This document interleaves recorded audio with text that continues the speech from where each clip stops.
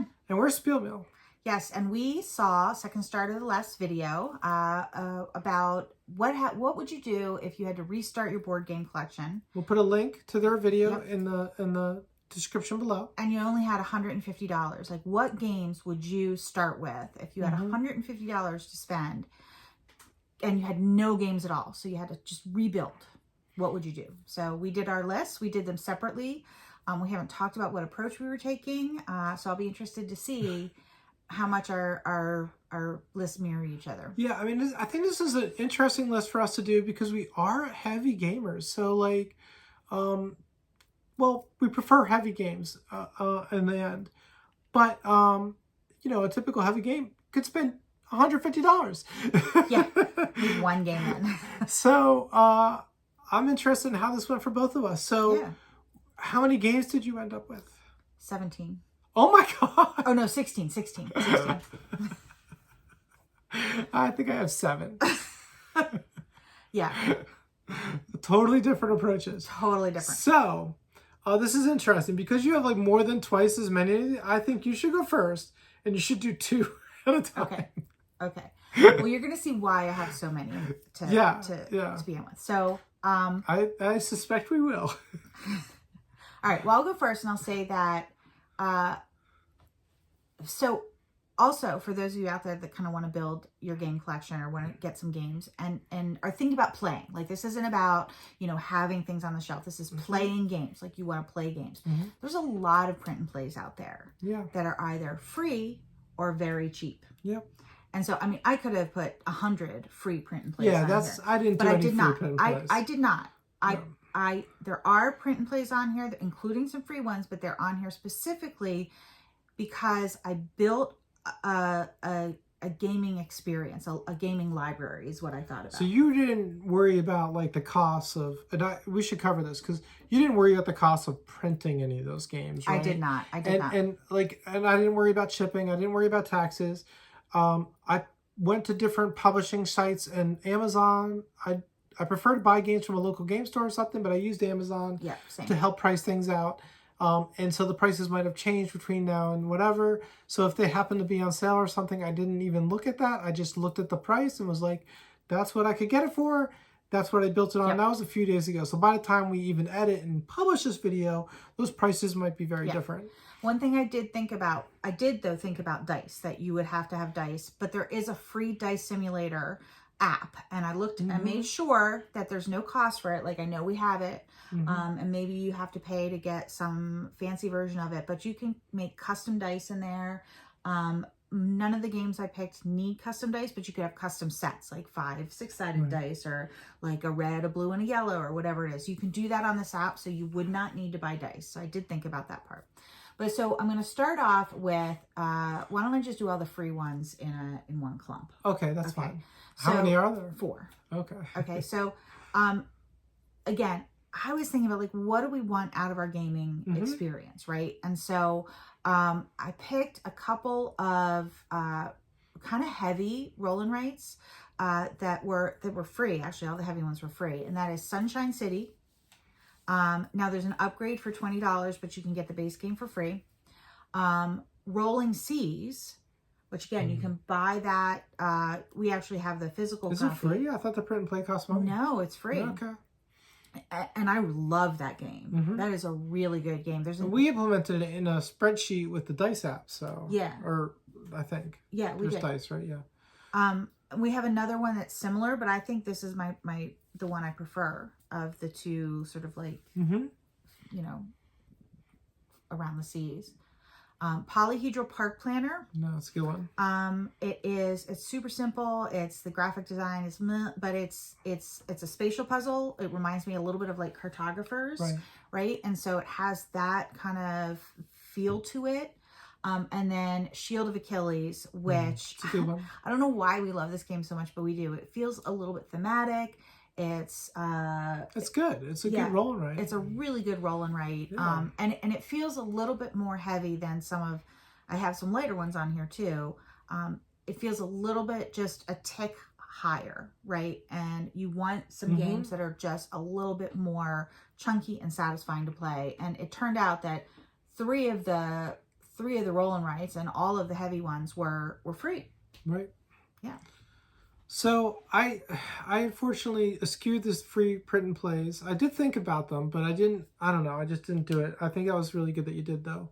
And but one reason I went the way I went is I like games. I like the physical presence of games on the table and the tactile feel of them. Yeah. So my first game is a classic with really good tactile feel because it's a tile laying game. That's Carcassonne. You can get it for $22 on Yes, Amazon. you can. So I picked Carcassonne as my first game. This is a classic intro level game, and it's a game you could pick up anytime with most any people. So that's why I went with Carcassonne. All right. So my next chunk I'm going to talk about are print and plays that you have to pay for. And I spent $11.25 on roll and rights that you have to pay for, and they're all from Dark Imp Games. Oh, okay, all of them. Yeah, one of them is actually a little more heavy, and that's Restaurant Entrepreneur. Yeah. I really like That's that. a good one, though. That is one of my favorite. That was actually the most expensive. It was $3.75. So that one's a little more pricey, but all it is printing one sheet. Yeah, two. Two. Pages, You're right. Yeah. It's two pages, but it's really great. When you roll your dice, you have to choose some to place and then one to not place. And when you don't place a dice, you sort of like mark up off a box. Right. And so once those boxes are full, the game's over. So you got to really think about, which dice you're not going to use. Right. Sometimes you have to use the dice you don't want to use because you're really running out of space on one of the tracks. And each of the other dice, of course, correspond to one of the areas. So you can't just fill in one area or you're going to, finish your game too early. But there's a couple of other really light ones that they have as well that all run for about $2.50. Lingoland, word game. We really love it. Mini Town, spatial puzzle, building your town. Very light. But very, good. very light. I really enjoy it. It's very satisfying. And then Palatial, also sort of a polyomino. Also very light. Polyomino game. Yep. Again, light, but these are the type of games that we would like to play. And if you want some variation for, $11, right, you can get 4 different types of roll and rights. So you can play different games. You're not playing the same thing all over and over we again. know we tried out a bunch of these kind of games because I have this illness and chronic illness, and I was super sick and bedridden for a while. And the only thing we could do is play these kind of little roll and rights. So we kind of have a good experience with them. Yeah, we've played probably about 100 of them. And so these are some of my favorites. One that I really love is Waterline, and you can't get that anymore. It was a Kickstarter, but yeah, there's a ton of free and cheap print and plays out there. You can even get most of the Button Shy's print and play. I did not do any of that because that involves a lot of like card cutting and whatnot. These are just print the sheet, go. It's a roll and write. Easy peasy. Right. All right, so I've got Carcassonne up to play on the table. That works great for 1 to 4 players, or 2 to 4 players. Probably not 1. I don't think there's a solo. There might be solo play for Carcassonne out there, but you need something. You have more friends over. You need something else, and so I went with Monikers, which you can get for $20. Monikers is one of our favorite party games. It is so much fun.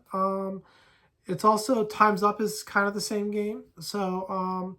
And it's like it's basically a game. You draft a bunch of cards, and in the first round, you can read anything off the card, anything but the words in the answer, and to get people to guess it.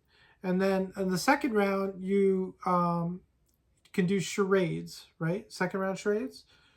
Yep. And then the third... No. Second round is 1 word. 1 word on each card. And the third round is charades. I got it backwards. But it sounds simple, but it's really fun. It always gets a little crass towards the end. But, it's really fun. We have the Shut Up, Sit Down version from Shut Up and Sit Down. And some of the cards are ridiculous, but they make it even more fun. So, so that's my second choice was Monikers. So those 2 games got me to $42 already. Okay. And I realized that. So I also got some lighter games. We'll talk about those in a minute. Okay. Well, I did also think about playing games with other people, and a game that is really flexible. You can play with just two, or you can play with when you have guests over, and it's super easy to play, but also really addictive is The Crew. The Crew. We have a crossover. That's my next game. Okay, yeah. So this is such a great game. Like we just haven't. And it was just $14.95 when I looked. Yep. Oh, I wrote down 15, but yeah, $14.95. Yeah, and we've played this hundreds of times. Hundreds, literally probably about 300 when you take both versions together. Some online on BGA, some if in you person. play through the campaign, it's 50 games minimum because there's 50 episodes. And it's going to take more than that. Yeah. So I think our first playthrough got us about 98, 99. And then we added the second version of it, and we've played it online. We can play this with anybody. It's just such a great game. I think fun. It's and it's so flexible. You can do it in a lot of different circumstances. Just the two of you, with friends over, with family over, with gamers over, with non-gamers over. Everyone has friends who play a lot of hearts, a lot of spades, a lot of different trick-taking games. The Crew's a great game to introduce to them. Yeah, it is. So it's perfect. So that's why I thought if you are building from nothing, this is going to give you a variety of experiences, and that's The Crew. Good choice. Obviously, that's my next choice. And that brought me up to $57.61. Okay. I tracked it to the penny. You are smart. Now, I did have a dilemma coming up, but we'll talk about that in a minute. Okay, well, I'm at a few minutes. It's a little bit away. I'm at $26.25. My next game is, so I actually waffled. I have a slash between them, and I think I was supposed to decide last minute which one, and I'm not sure. So I have a slash coming up too. I'm going to throw them out there, and you can pick. So Button Shy. Super affordable, $12. You can also get them for very cheap over on Print and Play, but then you got to print them. In Vino Morte is great with a group. So if you want a game that you can play with a group as an icebreaker, as a social deduction, as a party game, In Vino Morte is a great choice. If you just don't want to go that route and you want something just for you at your family, I had Carcassonne on my list, but I took it off because Sprawlopolis can give you that same feeling of tile laying and root building. That's true. And it's so fun. That was our first wallet game that we're like, what is this? This is insane. So good. So Button Shy has a lot of choices, but I think those two would fill a niche. Right. So I'm only going to go with one. I think because I don't have another party game on, I'm going to go with In Vino Morte in this case. But so that adds $12 to my list, which takes me to $38.25. And that's almost a crossover because my next game is Sprawlopolis, which is $12 from Button Shy. And Sprawlopolis is just a great light game. You can play it solo, which is a big reason why I picked it. And you can play it with multiple players. So it is so fun. And I like the fact that you can play it solo. So it gives you something that you can play on your own when others are busy. Yeah, absolutely. So as you noted recently when we did our top 10 of 2020s, I really like heavy games. And so I was trying to find a game that would fill that niche for me of the Euro game and heavy. And I was looking and they're all like $50, $60.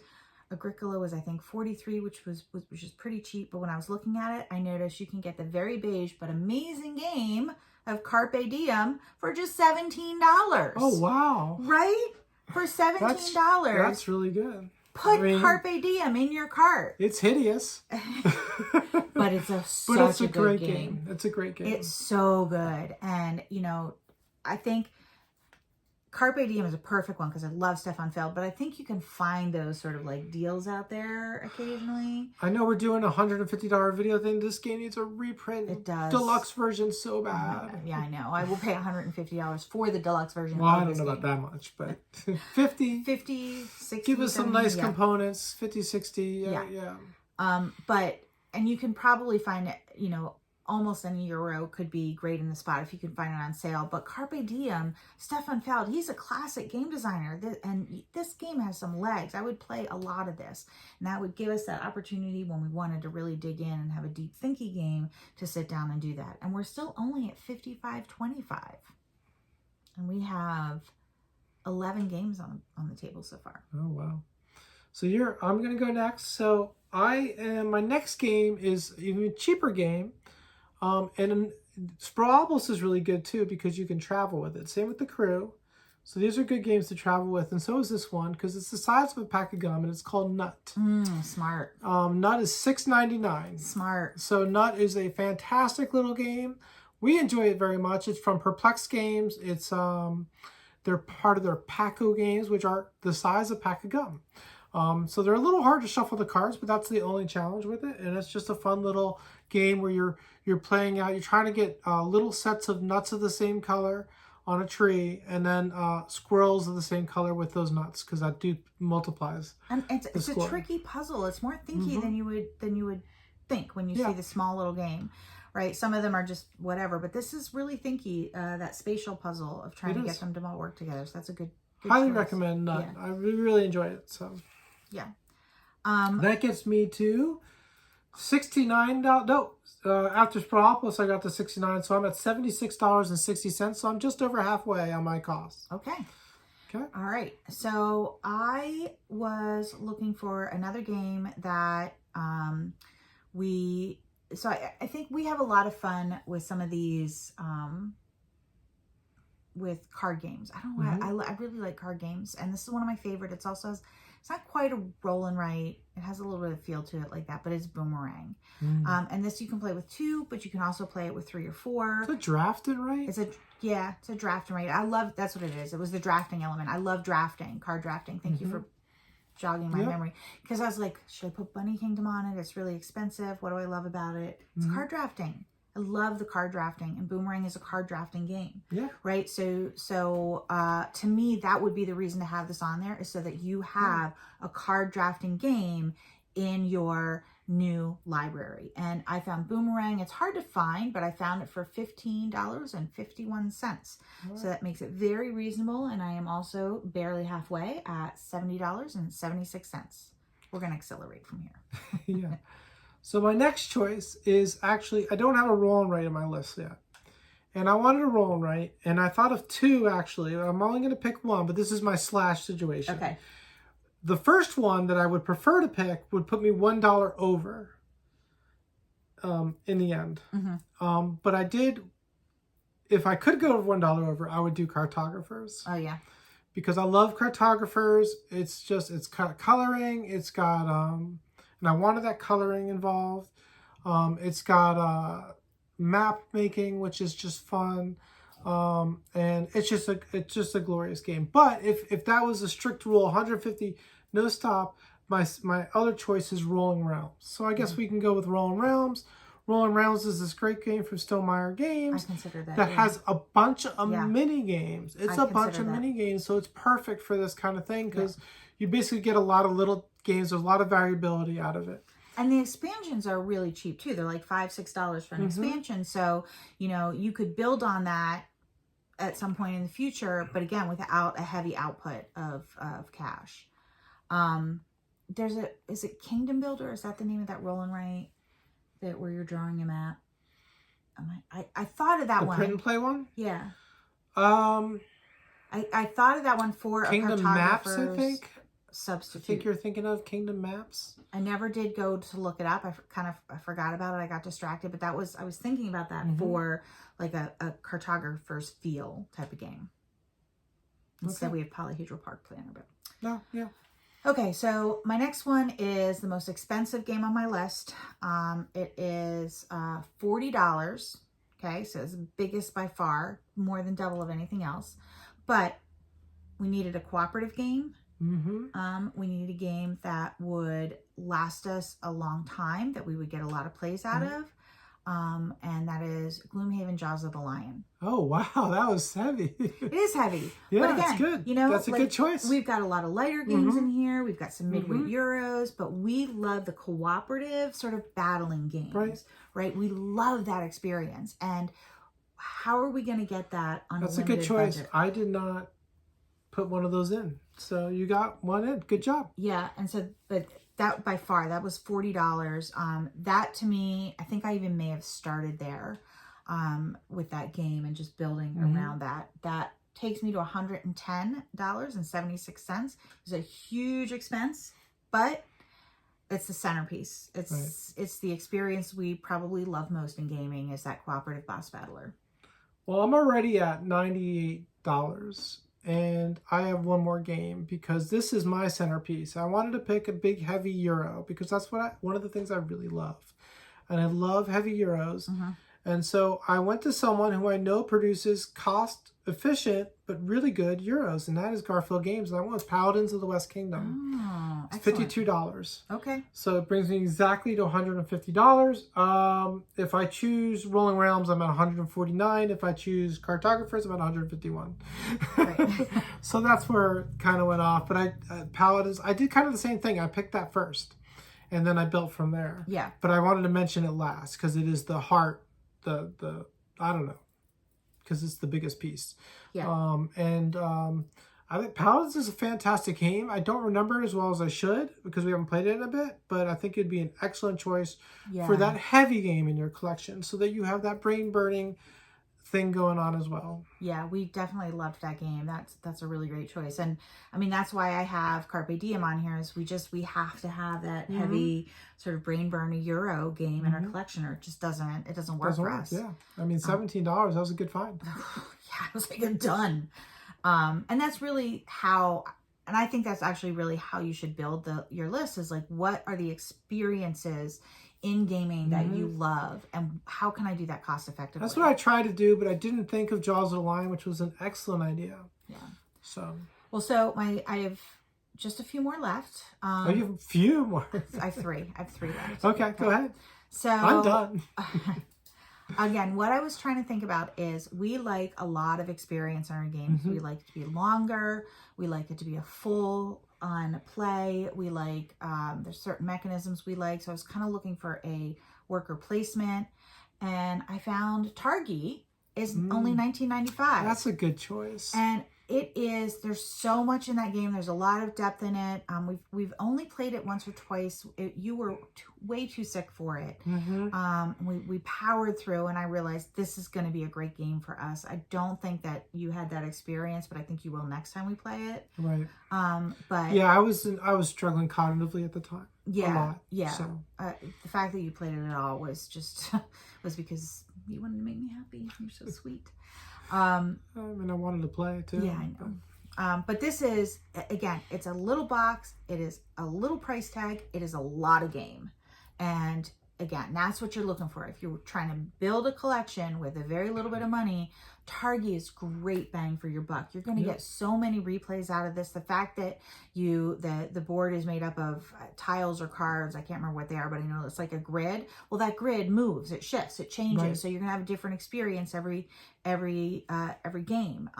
The worker placement about like placing on top or the side and like meeting in the middle is a super clever mechanism. It's going to leave for a lot of decision spaces. And again, at $19.95, you really, it's hard to get much more value out of a game, except for Carpe Diem at $17. So that takes me to $130.71. Okay. So the last game I added, and then I added one more, is, again, I realized this game, I was blown away by how much game was packed into a tiny, tiny, tiny little box, and that is Oh My Goods. Oh, yeah, I thought of that. I looked it up.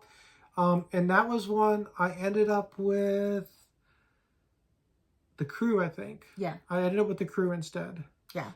At $15, it has a lot of the same mechanisms in it and gameplay and length that you would get out of a big box Euro. And at $15, it's a steal.